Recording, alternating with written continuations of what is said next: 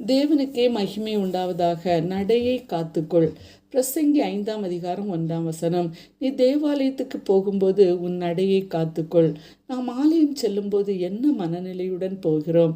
ஆண்டவரை ஆராதிக்கிற மனநிலையா, அல்லது ஆலயத்துக்கு என்னவெல்லாம் கொடுத்தேன், எத்தனை வருடங்களாக உக்ரானக்காரனாய் பணியாற்றுகிறேன், எத்தனை ஆண்டுகளாக அல்லது எத்தனை தலைமுறையாக இந்த ஆலயத்தில் அங்கத்தினராய் இருக்கிறேன், இன்று ஆராதனை நடத்துவது யார், பிரசங்கம் செய்வது யார், இப்படிப்பட்ட சிந்தனைகளை சுமந்து கொண்டு ஆலயம் செல்கிறீர்களா?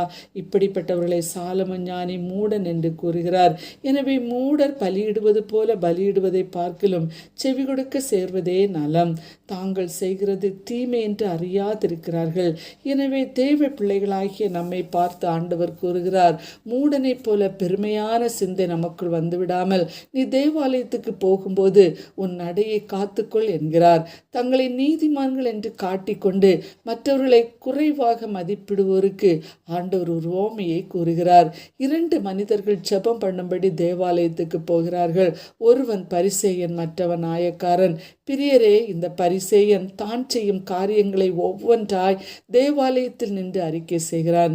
பாவிகள் போல் தான் இல்லை என்றும், தன்னோடு நிற்கும் ஆயக்காரனை போல் தான் இல்லை என்றும், வாரத்தில் 2 தரம் உபவாசிக்கிறேன், தன் சம்பாத்தியத்திலெல்லாம் தசமபாகம் கொடுக்கிறேன் என்று தன்னை பெருமைப்படுத்தி கூறுகிறான்.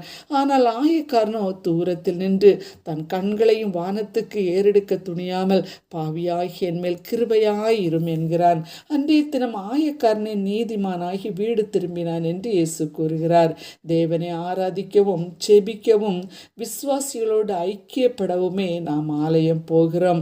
நம்மை நீதிமான் என்று மற்றவர்களுக்கோ ஆண்டவருக்கோ காண்பிப்பதற்காக அல்ல. நமது கிரியைகளால் நீதிமான் ஆக முடியவே முடியாது. நம்மை நீதிமான் ஆக்குவது ஆண்டவர் ஒருவரே. ஒருவேளை நீங்கள் ஊழியக்காரராக இருக்கலாம், அல்லது விசுவாசிகளாக இருக்கலாம், அல்ல ஆலய பொறுப்பில் ஆண்டவர் உங்களை வைத்து இருக்கலாம். யாராக இருப்பினும் தேவ சமூகத்தில் பெருமை பாராட்ட ஒன்றுமில்லை. ஆண்டவர் தாழ்மையையே விரும்புகிறார். தாழ்மை உள்ளவர்களுக்கு கிருபை அளிக்கிறார். அவன் சந்ததியும் ஆசீர்வதிக்கப்படும்.